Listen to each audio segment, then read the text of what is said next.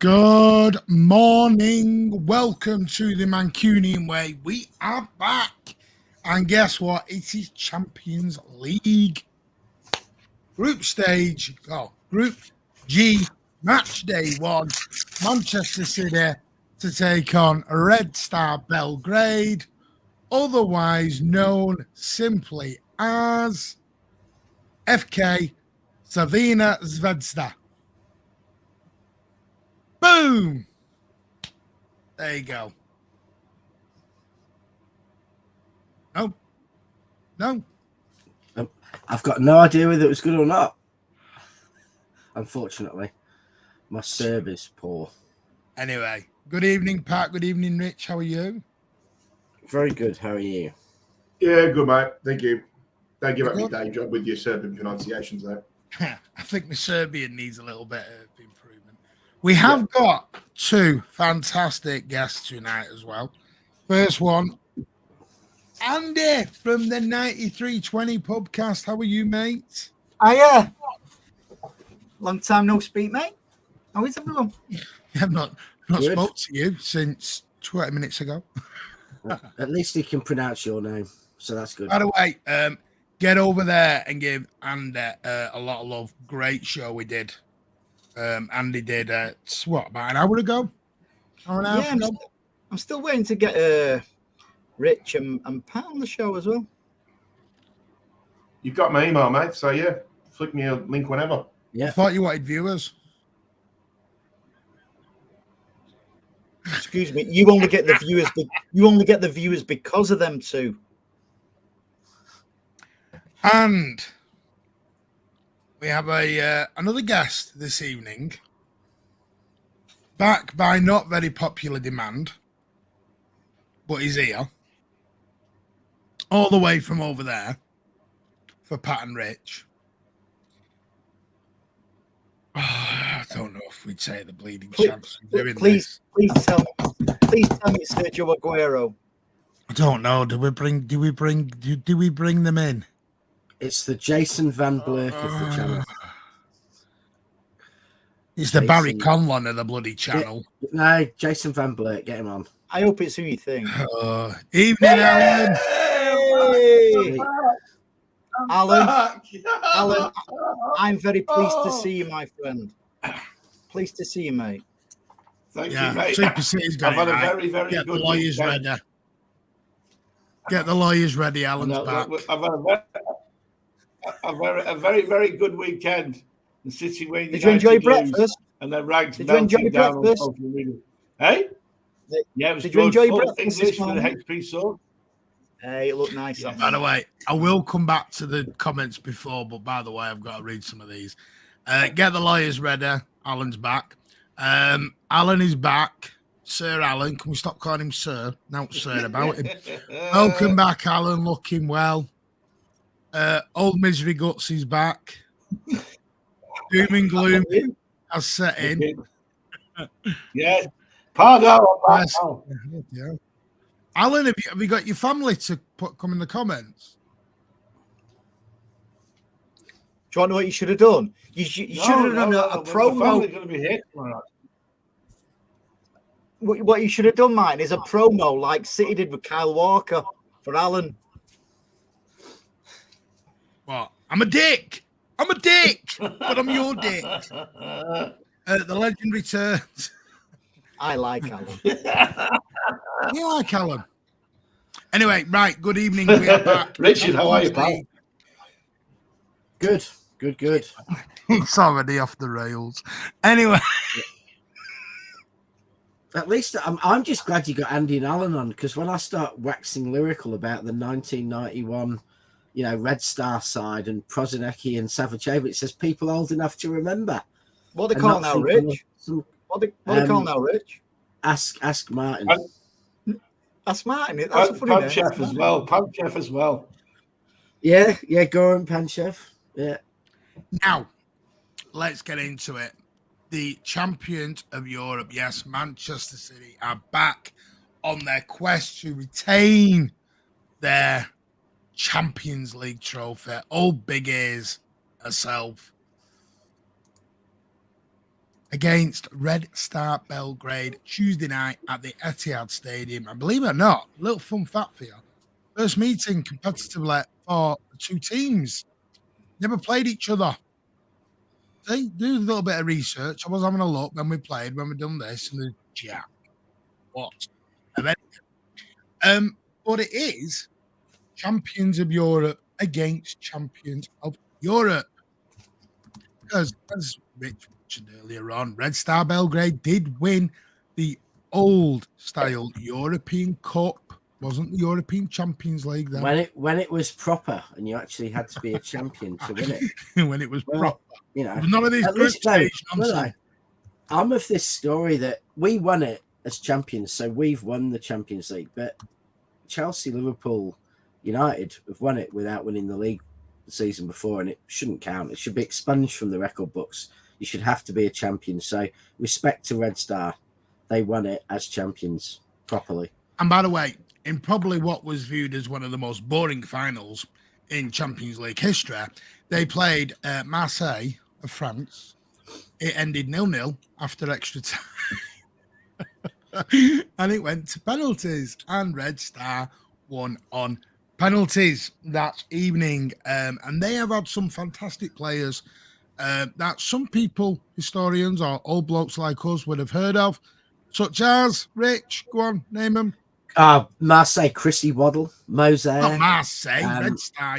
What's Red Star. Oh, I mean, the two I love were Prosinecki and Savicevic, and they had Mihailovic as well, and as Alan said, Panchev. And then, but Marseille, they had Chris Waddle, he was his best football played for Marseille, and Moser, Papin, Abidi Pele, the real Pele, and all sorts. I think an aging Tigana was there, and a few others. So Basil Bolly, great side, and it was a bit of a disappointing final because both had played fantastic football for most of the season, but really both shut up shop to try and not lose in the final. I'm far too young to remember that. No, you're not. You probably remember Steaua Bucharest in 1986.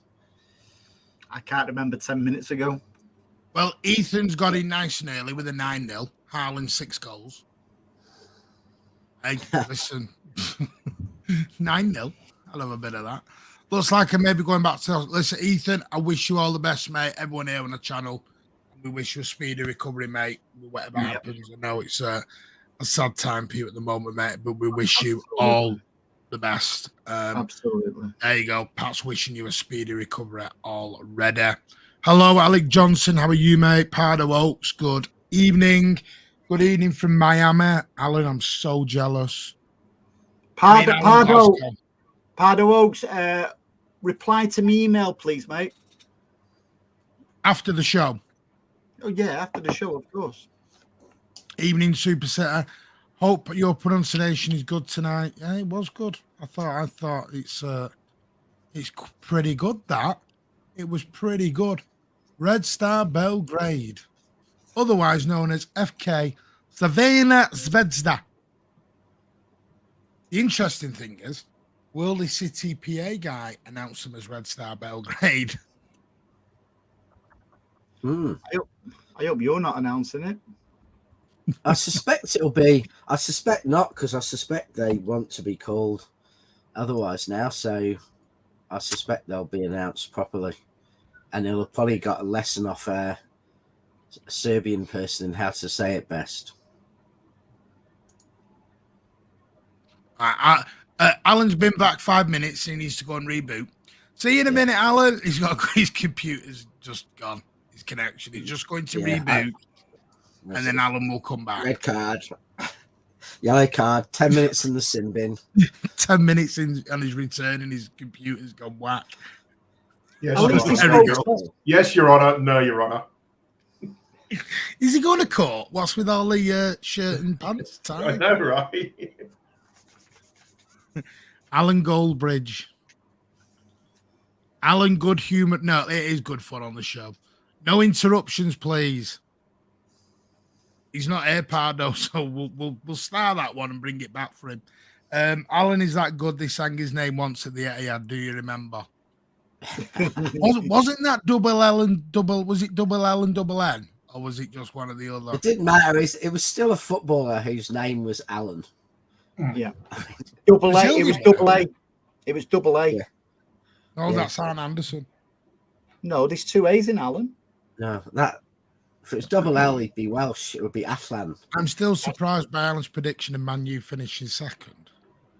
Well, Do you know what? bottom. I'm just gutted that you all bullied me out of tipping them for relegation like I normally do, and saying that they'd stay up. Because quite clearly, if you'd have said Eric 10, I've not got a clue, was going to get sacked. do you want to know? Do you want to know 2 interesting United Savicevic. facts? There you go, Savicevic.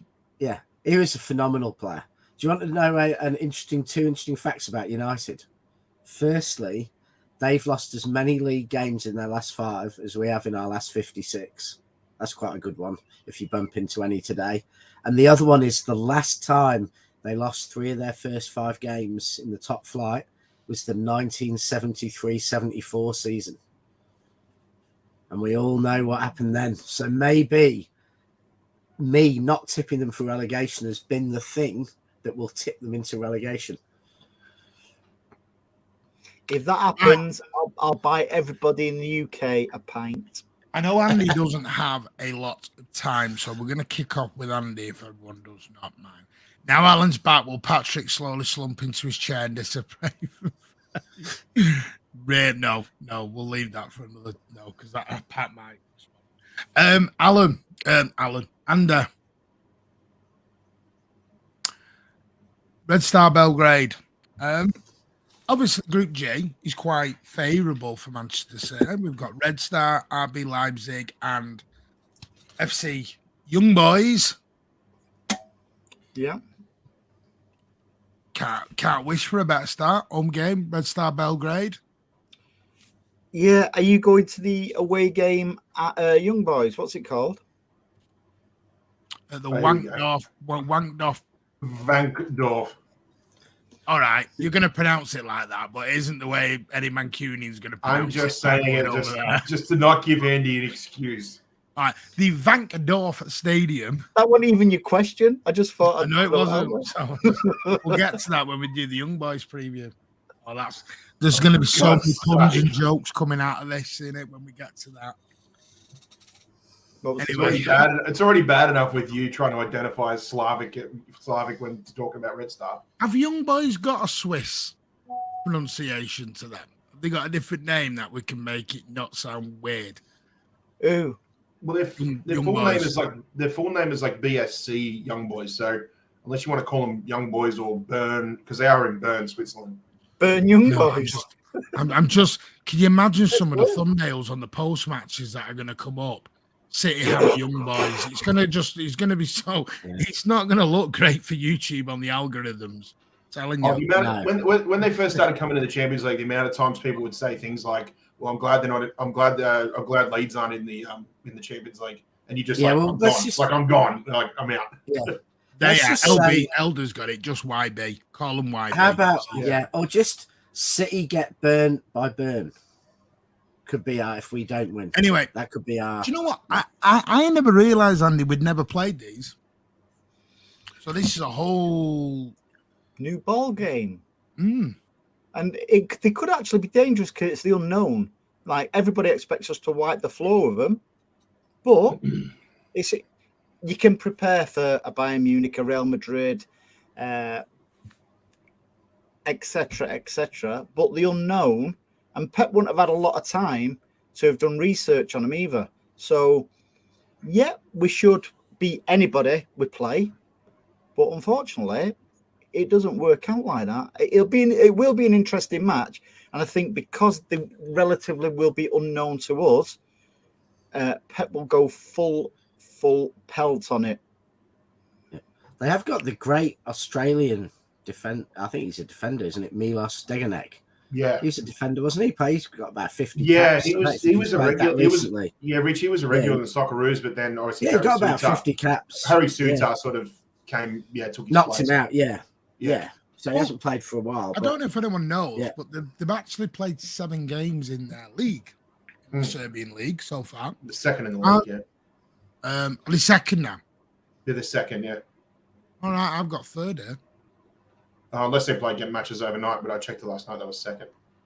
They played 7 games. Yeah. Yes, third. Partizan, Partizan have overtaken them. They're on 16 points now. Right. Okay, yeah. They've played 5 games. They've won 3, lost 2. Means nothing, mate. Won 5, lost 2. Yeah, they won 5 and lost 2. Sorry.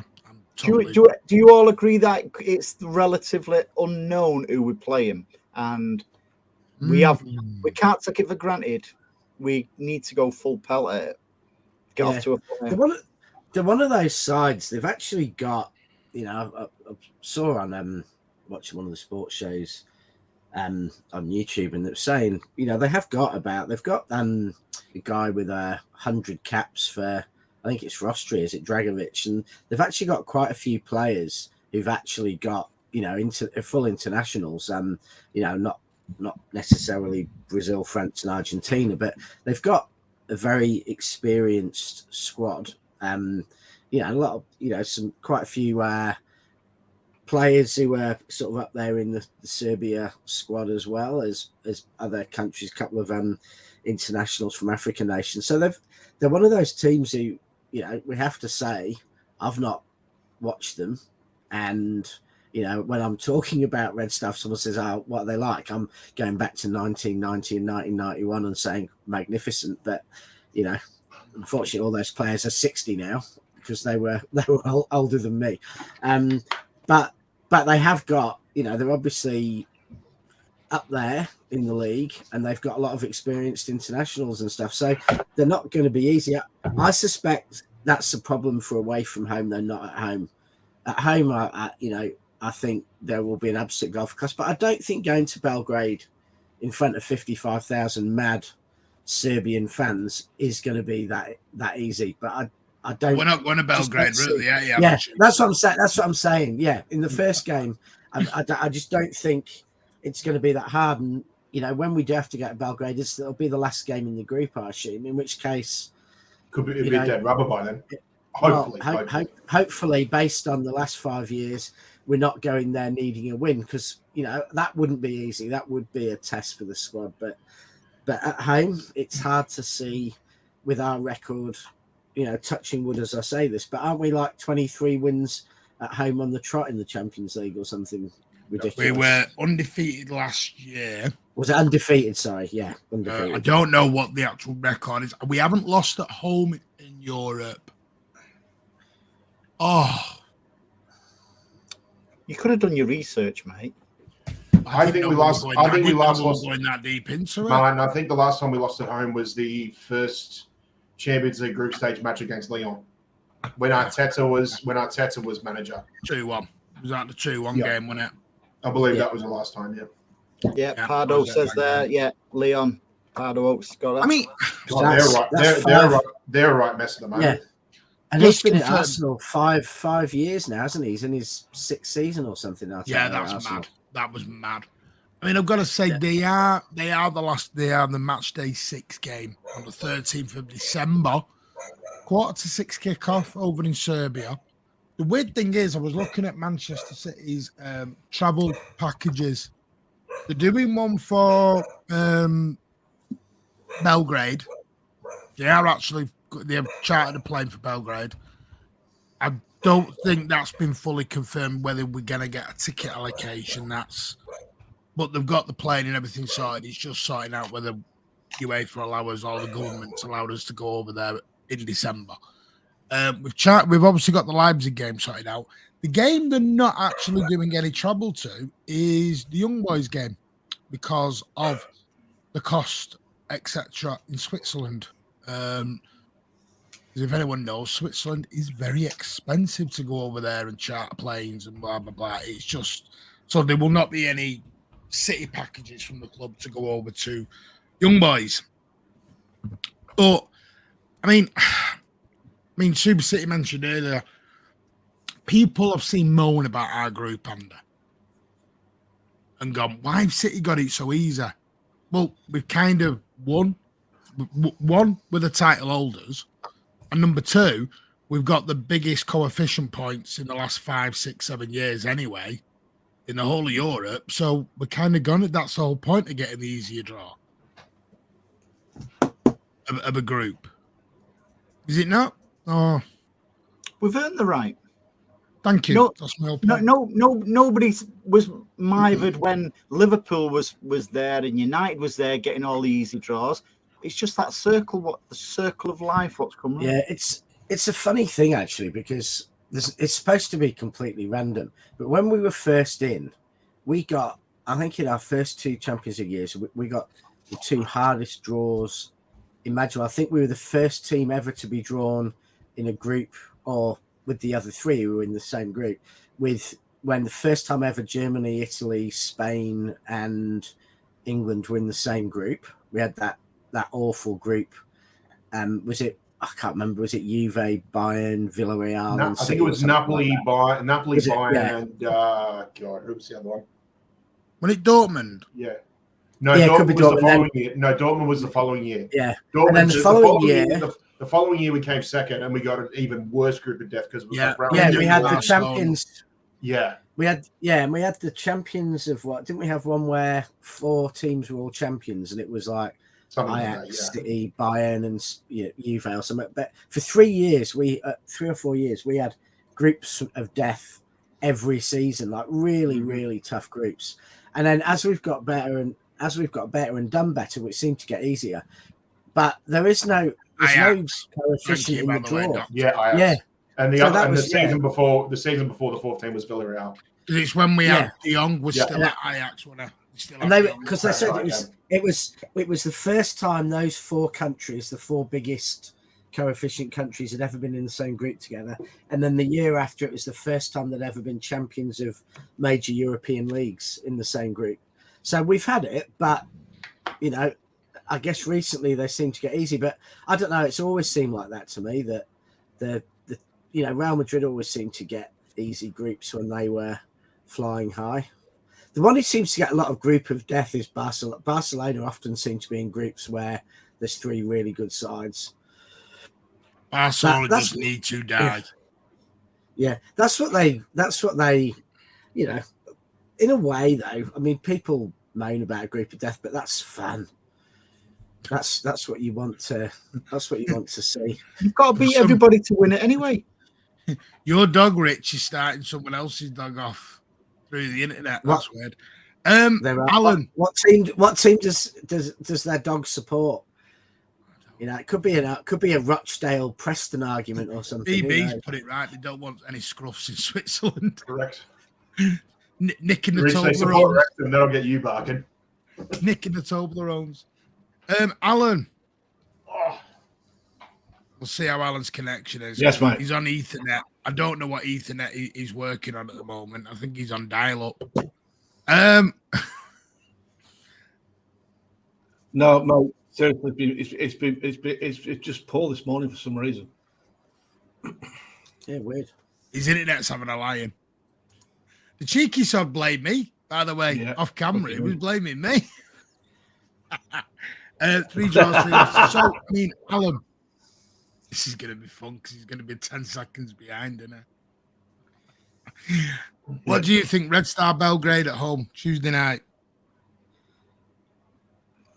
It's weird because I remember, like Rich from the 90s, when they were absolutely sensational. I remember giving Bayern Munich in the semi-final of the European Cup an absolute touch-up, and they were fantastic. But since obviously the old Yugoslavia has been disbanded into 3 different countries, then it's hard to say what it's going to be, what they're going to be like. To be honest with you, I would expect if City play half decent, we'll get a win. But they played like City played well at weekend. But if they play anything like they did at the weekend, we'll beat them. Mm-hmm. Yeah. By the way, Molly Bleeds Bruce has Steve. Dog Wars. Live on. All right. Have you got any concerns, Alan? Any worries going into this game? the only concern I've got is because we don't know a lot about them, and whether I suspect Pep will have done his research, but if we take it too lightly, you suspect. I think he will. Yeah, he's just going in and win. So, yeah. He's going in a hope and prayer on Tuesday night. Pep. Exactly. So, well, let's I can't see us making a mess unless we just commit Harry Carey and press the self-destruct button. All right. The point is, are we going to get the positive Alan on Tuesday? Are we going to get Alan the pessimist? Oh, we don't know if we're not 5-0 up in 20 minutes. No, I never do goals if we're not 5-0. I'll never do that. I've still got cityitis. So, I always think we're going to make a mess of it when we're in command. But that's how I am. This is like Eurovision with Alan's delay. No point. No point.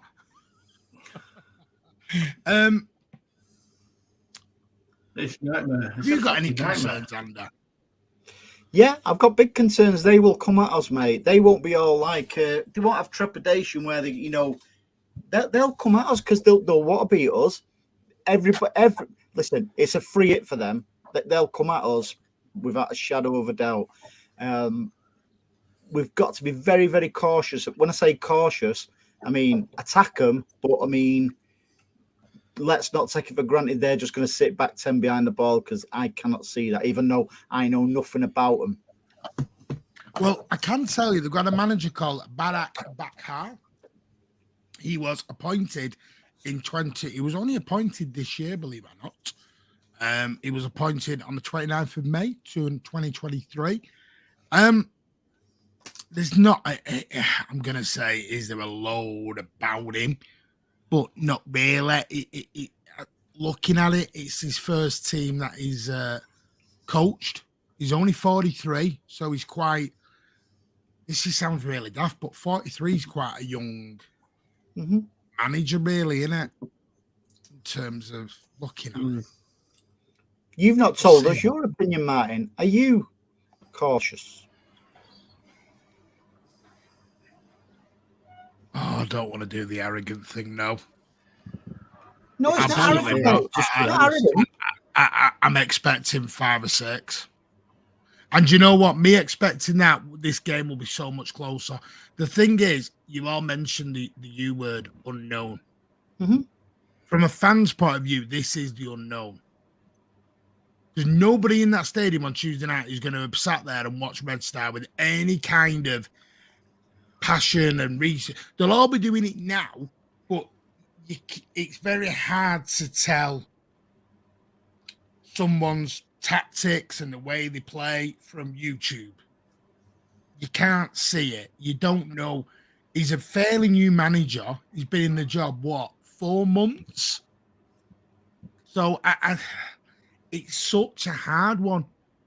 I mean, again, people talked about the kind of side we're going to play. I don't see Pep being that arrogant that he's going to roll Ortega out, Phillips out, Rico Lewis out, and all these. I'm expecting bang on the 11. Strong. Yeah, I'm expecting strong. Get the game gone, dusted, then you part down and bring him in. Because for me, I'd rather Calvin. I know I don't want Rodri to play ideally, but in a good situation, what you've got to do with a Calvin Phillips, for example, is if you can bring Calvin Phillips into a game at 3 and 4-0, there's a little bit less pressure on him. There's a little bit less expectation. He can come in and just enjoy it, if you know what I mean. It's sort of like, coming to a stadium, bouncing. Here we go, 3 or 4-0 up. Let's go. That's what my ideal situation for a Calvin Phillips, for example, or a Gomez or someone like that. Pep, we're all starting from 0. This is the problem. So Pep's going to take it as serious as he can while we're all on level playing field at 0. Do you want the way I think? Yeah, he won't. Sorry, with that game last going to Belgrade in December, which will be a horrible game to do. I think he's going to want to be qualified in match day 4 or 5. He's never going to want, to go to Belgrade in winter with hardly any City fans, 50 or 60,000 Serbian fans. I just realised that it's winter, isn't it? Yeah, Belgrade in December. Pat, you going? Good luck, mate. It'll be like Rocky 4, won't it? Still a possibility. Yeah, it'll be hostile there. It'll be hostile. Do you know when you see that YouTube shot of Pat in Australia, in South Korea doing the singing? He's going to look like Rocky 4, like they're all saying, just covered in snow with a big, massive woolly coat on, going, trying to sing with about 10 of them. Probably sounding the same as Stallone. You probably will. I mean, this is a great point by Paddock. Full Serbia. Pep's had 2 weeks. Convalescent. He will have sat and he will have judged on rates. And not only that, Pep, because I bet in his press conference, he'll talk about them being European champions in 1991 and all. He will talk about all that. I'm sure he will. And he'll give them the respect. Yeah. You got to remember, they got in a bit of trouble last year, Red Star, because of, their fans singing pro-Russian songs about, the invasion of Ukraine and stuff. So it will be really hostile there, potentially really hostile. And so we've got to get off to smash them at home, and get off to a good start, get the points in the bag. And then we don't have to, send the team at a very crucial part of the season away, a long way away, to a really hostile place in the middle of winter, which is, I think we want to go there happy to lose 3-0 and not caring. So we've got to hit them hard this week. Pat, I didn't ask you, have you got any concerns? It's Tuesday night. Not necessarily. I think, if we want to use previous games in this stage of the competition against unknown commodities, I'd probably go with when we played Dinamo Zagreb. I don't think we'd played them before. It's another nation from the Slavic region. The only thing was that they had a very young Dani Olmo, and I think they had that young Orsic as well, two very, very quality young quality players. And with Zagreb, there are a bit of a soft underbelly is the wrong way to call it, but they are a bit of an unknown commodity because they have such a fantastic youth development program. Obviously the likes of Gvardiols come from there, and those sort of things. Now, I'm not trying to compare Croatian football to Serbian football, but with these Slavic nations, you just don't know. Like a golden generation of players can be coming through in the next 3, 4, 5 years, and Serbia might take over Croatia as being one of these small nation powerhouses. So we don't know what sort of talent, what sort of quality they have coming through in the young ranks. But you got to be careful. I mean, if you look at when we played our first group stage match against RB Leipzig, it was like we knew what we're up against, and we played a sensible brand of football until we started scoring, and then it just sort of became a bit back and forth. But we'd sort of set the tone for the group stages. One, getting a big win, getting the goal difference, getting the for and against your most likely opposition out of the way. I think the other important thing is the other match in this group is you've got Leipzig going away to Switzerland to play Bern. So we don't know what that match can bring. Bern will be trying everything to try and start the group stage off the right way with a home win. So if Leipzig were to drop any points and we were to get a really comfortable win, which I'm hoping for, and I'm confident we will, because without being arrogant about it, this is a good chance to already assert our authority on the group, one game in. So for me, it's just proceed with caution. But I feel like, if we do the right things and just sort of, keep monitor, we're able to keep them at bay with whatever their strongest, whatever the strongest players are, I think we'll be fine. And I would like to think that we'll be in a position where, as you said, we're in a place where we've got a few goal lead. We can start getting some of the squad players in, have a bit of a run. I'd like to see, you talk about Calvin Phillips, so I'd like to see, hopefully, if we are about a 3 or 4-0 up with 20, 25 minutes to play, that we give just Oscar Bob a chance to run, because I think fresh legs like that, I think he could have some fun out there. He really could. So I'd like to see something like that happen. Yeah. So the more you lot are talking like this, the more worried I'm getting. Just to let you know, Alan's connection has completely died a death, so he will be back on the next show. We'll try. He'll be back. Julie's put a very good, which was just I was going to come on to this, is that they did win their league at 97 points, 30 wins, 7 draws, no losses. First and second, and then obviously they got a new manager. I love Julie's stats. She always comes up with bang on stats. They are very good. That's why I love our community. We're going to come on to the starting 11 in a minute, because I do think there'll be a couple of tweaks, not too many, because I don't think we're in a position to make all these changes that people are possibly thinking. I really just don't think we are.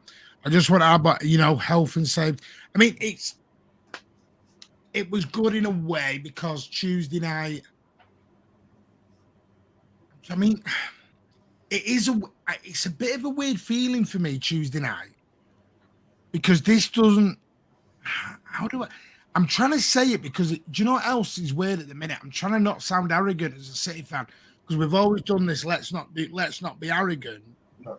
But it's very hard to know how well we're playing at the minute and how good we are against a red. You sound arrogant, but then there's also the reality of the situation as well. Do you want to know how it feels like to me? After the Premier League charged us, and we just went, the club, as in the players, Pep and everyone, just went like that. It's like we've not let go because we've won the treble. It's like they're carrying on with that super mindset, and nothing is going to stop us, mate. I mean, I was looking at some of the players they brought in. They got Jean-Philippe Crosso on a free transfer. They brought in Imbyom Hwang for $5.5 million. They got Peter Alayunka, who's on a free transfer as well. They bought Sharif Ndea for $4 million, and Milus Denjanek for $500K. Currently their top goal scorer is Jean-Philippe Crosso with 6 goals. And then comes Bakari on 3 goals, Kananga on 2. So 6 goals in 7 games. They've got a pretty half-decent centre forward there. But again, we don't watch the Serbian league. So this is the problem. We don't know the quality of the Serbian league. We don't know what it's at the moment. Historically, it's been a decent, okay league. But we don't know at the moment, because we don't all sit watching the Serbian league week in, week out. We know who Partizan Belgrade is and all them, but this is the... Do you know how this feels to me? Like in the Europa League when you get sent to Albania or wherever on a Thursday night to play whoever. This is how it feels. Even I don't feel a big game feel. There's still tickets available. The club, by the way, the mess up they made for Brentford. For the away tickets for Brentford. They messed it all up and then they had to pull it onto a ballot. Anyone who missed out on the ballot has got a free ticket for Tuesday for this. Oh, that's all right. So, and it's brilliant by the club, but it does take away a bit of that. It's weird because I'm not expecting a bouncing atmosphere or, do you know what I mean? It's hard to describe. Yeah. I think everybody knows how you feel, but it's hard to put in words. You're right. I'm sounding so arrogant and negative on it, and I'm not. I'm trying to just think. No, instead of arrogant and negative, how about you're confident? Oh, very confident. Oh, I think we'll bang 5 or 6. Not gonna lie. If Haaland plays, I think Haaland could have a field day. I think potentially the first half will be tricky, but once we get into the game and Pep susses it a little bit, we could score 3 or 4 in the second half. But I think I'm feeling a bit more confident after the weekend because I thought we were really good against West Ham, against the decent side. So actually, I think that was by far the best we played this season. So I think, I feel more confident than I would have done 3 weeks ago when I think we were still finding our way. But no, we started to show some real quality. So, but it is weird when you're playing a team you just don't know. You just, you can be guilty of overestimating them, which probably in the past we all did, and then you can be guilty of underestimating. But we just don't know. Andy needs to shoot, by the way. Again, 9320 podcast. Go and give that a lot of love. That subscribe if you do not know it. Great show tonight. We did have a little bit of chat about Jack Grealish and Doku and some of the hatred that's going on currently online. We may mention it at the end there because I think it needs said. And if we wait on it, it's going to lose the impact. So I am going to touch on it if the lads don't mind. Rich was giving me the eyes of, we're going down that road. As long as you don't be touching on the young boys at the end. Anyway, thank you very much, Andy. Have a great, and we'll see you hopefully. Cheers, guys. Thanks, Andy. Look forward to being on the show soon, mate. See you in a bit. Adios. Yeah, Cheers. Do you know what it is at the minute? It's not arrogance. I'm going to change it. It's how good we are right now. I bounce into every game. I don't see us when we're going to lose. I never feel like we're going to lose at the moment. Yeah. But we shouldn't. I mean, we're the top ranked side in world club football, and that's the truth. So we shouldn't be thinking. It, Rich. Go on. Generally, we shouldn't be thinking we're going to lose. I mean, there's going to be games where history, and says that we don't play that well in that game. So if we're going to Tottenham's new stadium or if we're going to Anfield, I think, clearly, even though we might be comfortable, we're a better team than them, we're going to be nervous about the result. But I can't see any home game at the moment where we should be thinking we're not going to win this. And even with away games, 80-90% of away games, we should be thinking we can win this. There's only going to be those hard games, Spurs away, Liverpool away, where recent and medium history tells us, we need to be careful that are a problem. And maybe the reason they are a problem is because they get overthought. And, I think, I don't know about Spurs, but I think Anfield, we always overthink. And we don't just go there and do our own thing and beat a team we're better than. But do you know the big thing that I think it is at the moment? I think we've found that really good balance, which is why I think we won it. We've got this. We've made the Etihad a fortress where we're winning week in, week out. Now, but we're drawing away. We're being very clever and cute. We're winning at home, drawing away, and that's what wins you these titles. This is what always. We're not going away to Real Madrid and Barcelona and trying to beat them 3-0. Tactical draws. Yeah, we're going there with a very tactical thing of just keep ball. Now, listen, it may change. Now we've got a couple of, now we've got, Doku mania going on. But the simple fact is, we seem to have got over the hump and figured out this competition. And it is that win at home, make it a fortress, draw away, snatch a win, but you don't lose away. And you're not conceding. It's actually, Alan's back. Yeah, I think the other thing is that with the way there's two huge changes to City, even compared to us going back to great sides like the Centurions. The really big change is the size of the team physically. In the past we did have sides who we could be up against a team with 5 or 6 6-footers, and we had a couple of really good players in the air, but we weren't generally like that. Whereas now we've got a team who are all, 6-7 players who are big 6-footers, good in the air, good leaps on them, and strong. So we can't be bullied anymore, and we're not suckers for a high ball pumped into the box like we used to be. And the other one is that we've got some real experienced quality defenders, and we used to be so vulnerable on the break. If you think back to Leicester games and Lyon games and stuff, where we were so vulnerable on the break, and we just aren't now. Not to say we won't give the odd goal away on a break, but we just. Sorry, Rich. How did we concede that goal on Saturday? No, I'm not saying, we're not vulnerable on the break, but the last goal. No, I'm not saying, but we're not vulnerable like we were. We were conceding goals like that. It was every just the 2 irony, weeks. Rich, of using that when Saturday out. Yeah. Sorry, Alan's back. Hi, guys. Where's your tie? Do you know what it is with me? Scruffy. Pat, Alan, I don't know. It's the group stages of this competition. And I feel the same every year. Unless you get a juicy group, you feel a bit like you're just going through the pace till you get to February and we go into the knockout stages. You feel like we kind of know we're going to win the group. We know we're going to win the first 3 or 4 games. Then the last 2 will roll out, an half-cut team. And I don't mean it with any kind of disrespect. I'm just meaning it in the fact is kind of know what's going to happen. Mm. And yeah, maybe this is where previous fixtures in similar circumstances justify your opinion.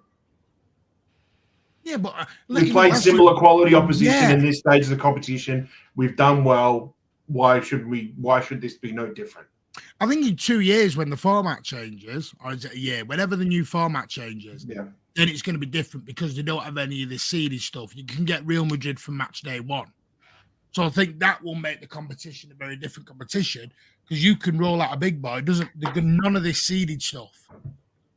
You're just going to go into a 12 club league and bang, you can get Real Madrid from match day 1. Then I think it becomes that little bit more tangible, that little bit more excitement. But I'll be honest with you, I'm lucky. I want to go to any City game at the minute because I think we're great and I can't wait to see what we're going to do. But I'm expecting changes at half-time or 60, 70 minutes in. So I think the game will be done. I'll be right, Martin. The problem with Red Star Belgrade is we don't know what to expect, do we? Let's be honest. No, we don't, but Pep will. Yeah, exactly, but we don't. So it could be interesting. On the other hand, it could be an absolute. We could maul them. We don't know. No one really knows what to expect because the reason why they were so good in the 90s, in that area, in that era. No, anyone from Yugoslavia wasn't allowed to go and play in another league until they were after 27 years of age. So all the Croatians, all the Macedonians, and all the Serbians all had to stay within the country. Even and that is a true statement. They weren't allowed to go and play until they were 27. So they had a tremendous side. But now, as you know, all the best players from that part of the world, they're leaving at 21 and going playing for the big clubs in Europe. The thing is, winning's a habit. It's like a drug. And we're now in that winning habit. And the Etihad is now a fortress. They talk about Anfield being the fortress. They talk about the Santiago Bernabeu being the fortress. The Etihad now bounces on Champions League nights. And the record's there. The record's there at the moment. That hasn't been mentioned about Red Star. Do you think that they'll treat this as a free hit? I think if they're going to progress in whether it be in the Champions League or whether it be in the Europa League, they'll be relying heavily on their home form.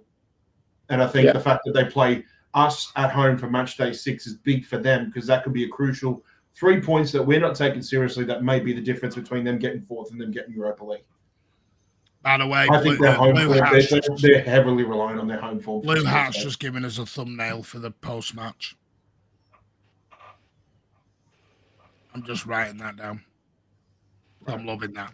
Blue moon. The blue moon dampens Red Star. Oh no, I'll come up with something. I like it. I like the tagline Blue Hat. You'll be sending me an invoice for that. Hi again, Alan. They're all giving you. I mean, Pat, let's go through it. There's clearly going to be no Grealish. There's going to be no Grealish. There's going to be no Stones. There's going to be no Kovacic. And there's probably going to be no... It was the other one. Obviously no KDB. Are you expecting any changes from Saturday? No. No, I mean it's a pity. It's a real pity Grealish isn't available because I'd like to see Pep play Haaland, Grealish, and Doku just to shut up some of the nonsense. Jesus, Rich. Fans would have Twitter and stuff. fans would have a heart Yeah. attack if Grealish stepped on the pitch at the minute. But the point Don't is, do anything wrong. Doku was signed to replace Mahrez, and he's replaced everyone's- Grealish according to all the fans.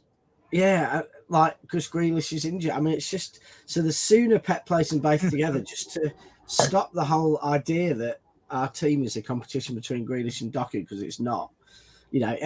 I think they're perfect for Pep to play together. That's what he likes. One of those wide forwards for control, one of them for dynamic attack. That's what Pep wants. So, and he's got that in those now. So they're going to play together. Different folk. Yeah, they're going to play together, and that hopefully will just shut up some of the nonsense. Because I got a bit bored about, the last few days, the nonsense. You got bored. Have you not seen our Twitter, Rich? There was a guy. I'm going to say this now. I'm going to say it. There was a guy who had 54,000 followers on Twitter, who was from a big aggregator, not City Extra, who said, I quote, I hope I never want to see Grealish playing for City ever again. What? Yeah. This is what is getting peddled at the moment, and it's wrong. It is stupid. And I said this earlier, and I'm sorry if you heard this on the podcast earlier on, but what is really pissing me off at the moment is that the media hate us. Rival fans hate us. So instead of all doing this unity and let's stay together like the Premier League charging us and Pep got us all together, no, what we'll do is we'll have a load of infighting and we'll start going over my player's better than your player, like we're in the playground with 5-year-olds. Yeah. It needs to stop. Yeah. And it's even especially when it's the English boys versus the foreign boys of players. Doku and Alvarez get a load of stick. Phillips, Foden and Grealish aren't good enough. What? Yeah, Can we stop? We're all City fans. Give your head a wobble. There's been a big thing in, not just City, but across, other things about, players getting hammered and how, Jamie Carragher's, Jamie Carragher's getting hammered for sticking up for any English player and, not sticking up for any foreign player and vice versa. And it's just that, but there are players who get away with it and there are players who are going to be hammered, whatever. Do you know what it is, baby? It's not, I don't think it is opinions. I think some of it is downright just vindictiveness at the moment. And it's coming from proper City fans as well. Why don't they go and support Stockport or Chelsea then? Do you know what I mean? We don't want fans like that. It's like Pep Guardiola's. Oh, that was your thing. And I don't think City help themselves sometimes because City today have done nothing but wax lyrical about Doku all over the social media. And then but then they keep replaying the comments about Pep. And this is what I mean by context sometimes. Pep made that comment, we finally got a winger. And everyone then reverts that to, well, that means he thinks Grealish was crap. What? No, it means that Pep always wanted both. He always wanted both options. And he was waxing lyrical about Grealish's defensive work a couple of games ago, when what would have been our second game of the season, I think, when Pep was managing. He was waxing lyrical about Grealish because Grealish does a different thing, and you can't have players, in the way we play and the style City play, you can't have players like Doku without players like Grealish and Rodri who keep the control. You can have players like Haaland and Doku because the other players keep control, and that's what we'll see. We'll see players like Kovacevic and Rodri, Grealish in the same side as players like Foden, Doku, and Haaland, and they'll have different jobs. I think, Neil, you put that. I think we've got to look at, for me anyway, we've got to look at Grealish and Doku as separate players with different ability factors. David Silva was never a goal scorer, but he was the greatest player I've ever seen live. But nobody ever said David Silva should be scoring more goals. If David Silva was playing today, I think some fans would moan about his goal scoring. Because at the moment, as a fan, and I think as a footballing fan base, we've got into this stats GA now suddenly become the biggest part of football. It's like XG was not a thing 3-4 years ago, and now XG is the biggest thing going now all of a sudden. But fans get a moral victory because their XG was better than ours. It's like, come on, you need to get your heads out of clouds. Football is played on a pitch, 95 minutes or 100 minutes in some cases, and it's whoever wins on the day. No one looks back 5 years later and goes, we had more shots than you did. What people forget about XG is XG's, a measure of how many goals you're supposed to get if you've got the average striker shooting in the average way. And I remember last season some Liverpool fans boasting that Darwin Núñez had a better XG at some point than Haaland. And the fact is that Darwin Núñez's number of goals was about half his XG and Haaland's was about 50% better. And all that says is that Haaland is given the chances of an average striker, is massively better at finishing than anyone. And that Darwin Núñez is very, very average, that he can get himself in position, but he's a very, very average finisher. So in a way, as a striker, if your number of goals is less than your XG, that's actually a bad indictment that you can't finish. And if your goals are better than your XG, that shows you're elite. And so I don't know why people use it as a base, because to me, that's just an absolute bad indictment on your strikers. If your XG is better than your goals, that means you're poor. I mean, Pat, where are you at with this? I know we've come off the subject, but it is quite relevant. And at the moment, there is a lot of infighting going on at the moment, and it does seem to be around just this Doku situation. And in a way, I think it takes away from Doku a bit, because instead of everyone waxing lyrical over Doku's great performance yesterday, it's turning fans into defending Grealish against Doku, and you don't really want to do that. Well, It's weird. Hang on a minute. First game that he played, did he or did he not start on the right-hand side and Foden start on the left? And he swapped over because it was going badly. First game he played, which he wasn't great. He wasn't great either. He was on the right-hand side. Nobody was great in that first half, really, Alan. Yeah, but what I'm saying to you, he started on the right-hand side because he wanted him on the right. Now he swapped them over. Doku has had a good game, but he's had one good game on one pretty average game, let's be honest. And Grealish has been injured, so Grealish has done nothing wrong. And if I'm not mistaken, when Grealish was in the side, we won the treble. So why are people having a go? I think the worst. The thing is, the worst way to talk somebody up is by talking somebody else down. And for me, why is a player like Jack Grealish's caliber being talked down? Because it's compared to a player that offers a completely different dynamic to what Grealish does. Yeah. It is absolutely pathetic. It is completely unjustified. I don't understand why people do it. I'd like to think in my mind that it's just a bunch of bots from Timbuktu who jump on X24/7 and write rubbish about it. It's not. It has absolutely it has absolutely nothing to do with what Pep wants to play, or how he plays, or how he sets up against different opposition. Is it because of the price tag? They expect 20 goals and 20 assists a season. His best ever season, his best ever output was at Aston Villa, where I think he had 6 goals and 10 assists. So what makes you think that suddenly, because he's got a nine-figure price tag, all of a sudden now he's going to go through the roof and just walk the Ballon d'Or? He's a quality player. He's there for a reason. I said it perfectly last night too. I said Jack Grealish is the sort of person you want Jack Grealish is the sort of person you want when you're playing Leipzig around a round of 16 and you want to set the tone for a home match. Jeremy Doku is who you have come in when you want to bag those 6 goals and get the group wrapped up and on your way to the quarterfinal.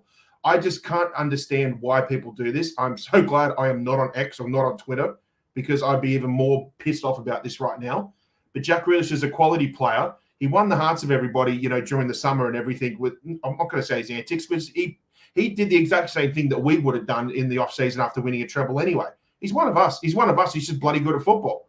So to go from that to suddenly having a fraction of our fan base just coming in and basically saying he's not needed anymore, we've got his replacement right here. Who are you to say that?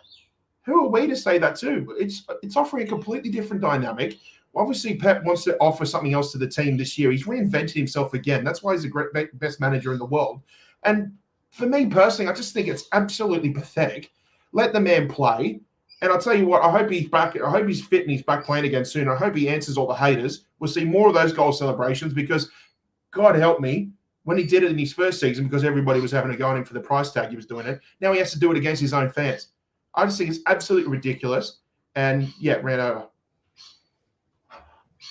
Rich, you've got competition for the rant, mate. You've got competition for the rant. Rant. We'll get to me. They went through this with Mahrez. You know, fans picked on Mahrez left, right, and centre. Yeah, but he had all that Algerian. Alan, he had that Algerian fan base to back him up. I was guilty of it, and I was guilty of slagging Sterling off because I didn't like him. And I know my cousin was the same, and he goes with my season card in the South Stand. So you've just told City, by the way. I know. Just announce that to the world, Alan. I know. But it's like, you know, I go and it was people slagging him off every year, get him out of the team, he's crap, blah blah blah. Why is he in the team? And now the next villain is Grealish, and he's not even playing to have a go at. Alan, every season there seems to be at least one player that's a scapegoat, and sometimes it changes. I mean, we go all the way back to Pep's first season. Gundogan was the scapegoat before he even touched the ball because he was coming off those horrible back and knee injuries, and then he was even more justified as being the scapegoat at the end of that season because, as you remember, we didn't play. We played well for the first 6-7 games, and then we were terrible for the rest of the season. Then afterwards, I don't know, Edison got a little bit as well too, and then I think some of the defenders, you know, Centurion, formidable season as well too. Like people they're just looking to put the magnifying glass on somebody who is, you know, who's going to be the bad rotten apple out of the good bunch, and it happens every single season. And the reason why I think I reacted that way is because to do what we just did over the last few months, and then to still have the online community hover that magnifying glass over somebody for the most, you know, most pathetic reason, or, you know, the most completely unjustified reason, it just does not make sense to me. It's like, what do we have to do? You know what I mean? Like, there's probably people out there that probably say Julian Alvarez hasn't completed football yet because he hasn't won the Carabao Cup, and I want to agree with them, but that's only just on No, do you know the satiristic purposes. But do you know what upsets me at the minute? Yeah, I said, people said to me, and it's my opinion, and I have no problem if people want to criticize Grealish for being a bit more direct. That's fine. That's constructive criticism. But my thing with Alvarez is a little bit of constructive criticism. I've never said I want Alvarez out of the team. I just want Alvarez to go on the right and bring Foden into the middle more. Because I think Alvarez, yes, he's scoring and thing, but as a number 10, you need that little bit more intricate of a passing. He was good against West Ham, though. He was good. Martin, I thought he was close to man of the match he was so good. I'm not saying the more you look at it, the better he looks, the better his performance looks. I'm not saying he wasn't. The more you watch it, What I'm saying is you've still got to think that isn't going to be Alvarez's long-term place. Oh, I know. But if we like that or not, it won't be. So when I'm saying it, I'm also thinking long-term. Because you're not going to bring Kevin back and put him on the right wing. Martin, do you think? Let me ask you about what you think about Alvarez. Do you think that you want him to do the job of playing out on the right, but at the moment he's doing a job of playing a sort of hybrid 10. So you're kind of okay with it because it's like he's not doing the job, but he's doing a job and he's doing it decent and he's doing it well. I'm thinking long term because, as Pep said in his presser last week, he's there because KD being Gundogan out there. So what happens when KDB I'm going to say something to you. I'm going to say something today, and you won't like what I'm going to say. But I don't think Alvarez will be there next season. I think he'll be gone somewhere else as a number 9. That was Alan, by the way, not us. Don't come at me. Alan, I don't think anyone can afford him. So I don't think Real Madrid can't afford 150 million. I don't think anyone can afford him. It could be another Laporte situation. Yeah. Alan, Someone made a great point. Stones has had it. Edison, by the way, Edison had it for 2 seasons. Edison was world class yesterday. Yeah, whether you want to admit that or you don't. 2 good saves. World class saves. Yeah. Edison had a brilliant ending to the season. Edison was phenomenal at the end of the season. Yeah, I think it shows that, I think Brazil's coach said before picking Edison the other day that he's got, in his view, the 2 best goalkeepers in the world, and Edison deserved to start.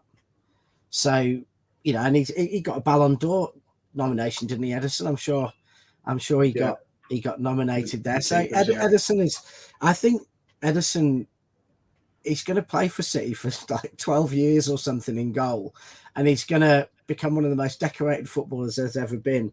And then he's going to go, and we're suddenly going to go, we almost forgot, we almost forget we have him. Occasionally, when he does something daft, everyone gets all excited, and we have the Edison can't make a save nonsense for a week or 2. I honestly think, I think Ortega needs a lot of credit for that, because I think Ortega has totally has pushed Edison into improving. I don't think Zach Steffen had that in him to push Edison. I think Edison needed pushing. Gunder once said in his farewell to the club as well, to club and fans as well too. He said how much Ortega was a huge factor in that clubhouse as well too. So they always talk about the chemistry that Edison and Scott Carson have. Like they're almost like just like bantering brothers in a way. And then apparently when Ortega came in, he offered just as much. He was a real good. He had a great sense of humor. I think they sort of just pushed each other, but in like a brotherly sort of way in that. And I think it really benefited Edison. I think and by the way, we're reaping the rewards now. Just one sec, Callum, we'll come to that. I'm not being pro Grealish. I'm saying this for any player. I think Phillips, we need to just get behind him now. He's staying. Yeah. Let's get behind the lad. I think what we're doing with people said I didn't like Doku. I gave him man of the match yesterday. But this is the problem. When you say to somebody, I thought Doku was great going forward. I thought defensively, I thought it was a lapse for the goal. But then I get told I'm a racist. Oh, and it's mad. And this is what happens. Are you seriously? Is that what they said? Yeah, I've had that. And my Twitter will prove that. And the thing is, people will tell me it's not real City fans. These are City fans I know who go to games. But what it is a lot of them are abroad. Yeah, 100%. But they do go to games as well. And they tell me that I was this, that, and the other, or I've got an agenda. Nobody has agendas. We have players we like, but they're all wearing the same badge. This is the thing. This is the thing. Oh, sorry, Alan. 1 second. This is the thing I wanted to ask too. If you want to use comparisons in the completely unnecessary Doku versus Grealish situation that we're dealing with right now. Alvarez is playing the midfield role, well, effectively an attacking midfield role at the moment offering a different dynamic to an injured player. Right? Doku's doing the same thing. Doku's doing the same thing right now for Grealish. So why aren't fans slagging off Kevin De Bruyne? Do you know why? Because fans didn't want Grealish in last season, mate.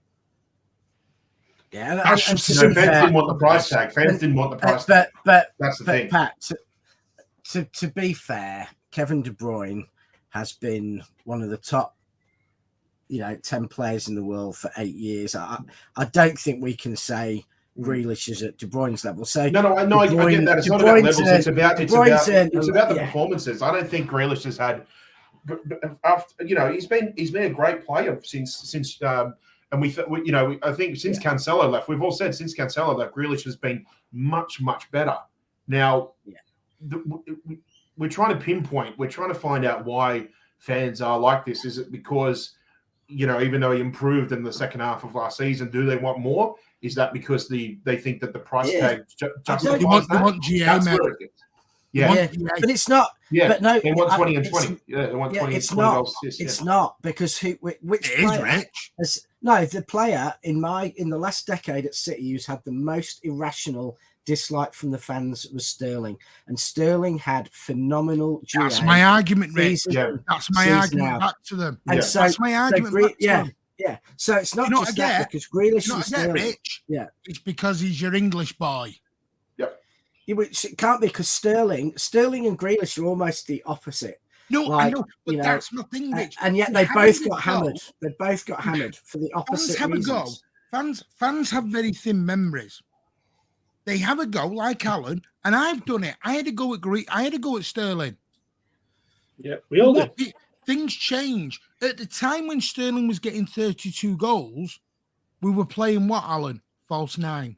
Yeah. We had no striker. And Now we've got a 60-goal we had no defense. meat machine up front. So you can't expect your striker to score 60-odd goals. Oh, and then my winger wants 30-odd. What? So who's supplying Haaland with his 60 while he's banging in his 30? What you doing? Listen, Think about it. this this is a good thing. What's happening now, right? In a way that this will be good for Grealish because he's now under pressure after that performance. Yep. He's now under pressure. Yeah. So now he's going to have to train like crazy and start performing on the pitch when he plays.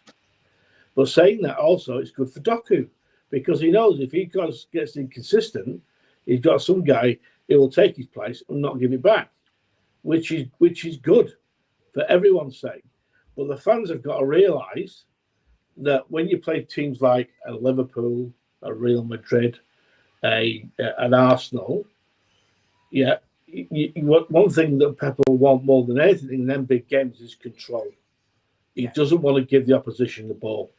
Now, one thing I noticed with Doku at the weekend, whilst he was brilliant and he was taking on every single player going and had the making of that fullback, the West Ham didn't double up on him for starters. Well, not till too late. Yeah. Well, that's not too late. But we'll see what Doku's like when teams double up against him. But not just that. When we did lose the ball where he was, and we did lose the ball because we were having a go at them. The fullbacks are way up the pitch, and we were caught on the counter a few times and could have conceded a few times. Yeah, Pep, I think that's the one thing. Hang on. Pep won't like that against a Liverpool or a Arsenal because they'll punish us big time. Yeah, no, he didn't. Alan. He didn't track back like Grealish can. The other thing though is how can a team double up against Haaland, double up against this is the problem without leaving their penalty area open to Alvarez, Foden, and everyone else. I mean, no, it works both ways, though, Rich, because you can't double up on everyone. You get the Grealish defenders, which I have done in the past, turn around and go, well, Grealish would have defended that. Yeah, but then the Doku fans go, well, Grealish wouldn't have done that up front. And so you're just clashing. Yeah, exactly. I think Pep Guardiola's stupid. Because not everyone can do everything. If Pep Guardiola could get Grealish and Doku and go, I'm going to amalgamate these two and make them one little player, of course he would. But you know what? Name me a footballing team that has 11 perfect footballers that can do defend, attack, pass, score, assist, kiss me ass, and celebrate a griddy. It don't happen. It's not FIFA. We had the same issue when Sane was there. Sane was brilliant going forward. But as soon as he lost the ball, he'd throw his hands up in the air and wouldn't try back. Hence why he's no longer at the club. We've had our rant. Listen, the point we're making is whoever's wearing that City badge, support them. I don't care if they're blue, black, red, indigo, purple. You support them. I don't care if the right foot, left foot, come from Africa, come from England, I care if they come from Wales a little bit. But it doesn't matter. Support the players. They're wearing our badge. They're us. They're doing what we dream of doing. Playing on that pitch, representing the football club. They're representing us. The problem is we're not representing them very well because we're acting like children. Grown men and grown women acting like children. Grow up, get behind the club. Pep Guardiola spent all last season getting us behind, coming out with a speech like Winston Churchill when the Premier League wanted to screw us over. And what do? Forget City hate us, we piss all over it again and start infighting. For what reason?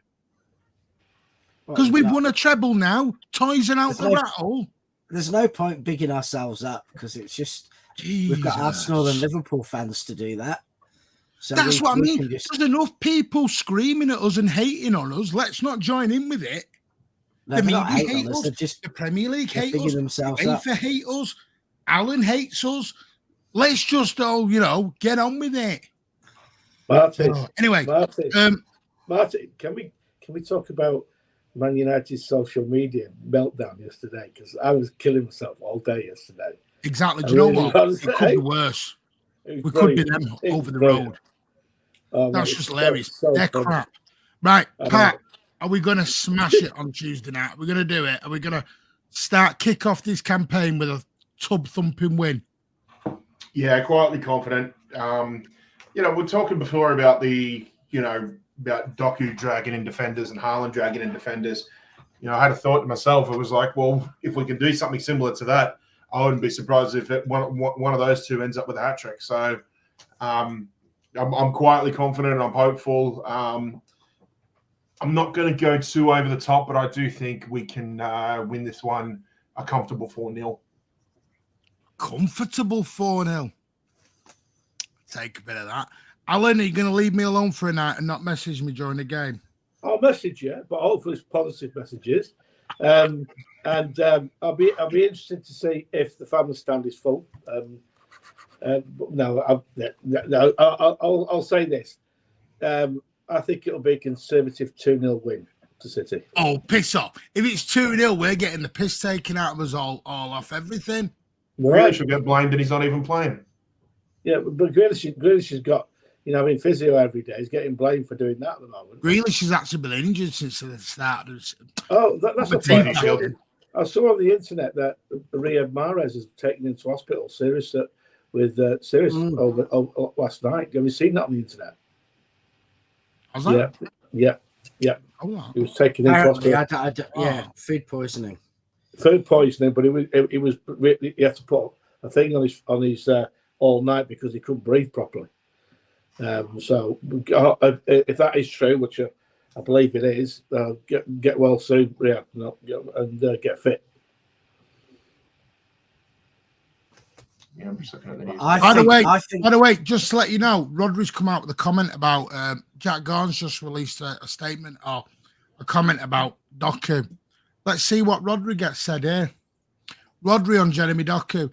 It's clear he has to loosen up. His quality and ability is one-on-one. It's not easy as he always attacks defences that are closed. He has to learn to choose the moment when to go. He has an incredible ability with that speed. Who does that sound like?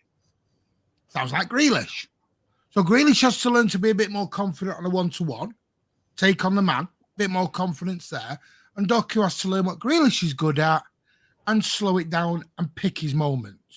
Basically. Like I said, you can't combine the two. We can't get a hybrid of Doku and Grealish. We wish we can. You're all getting excited. So what clearly is going to happen this week is in the 37th minute, Red Star are going to take a shock lead, and the Fortress Etihad is going to be. Who'd you get that advice from, Lucas Paqueta? It's going to be an absolute shock.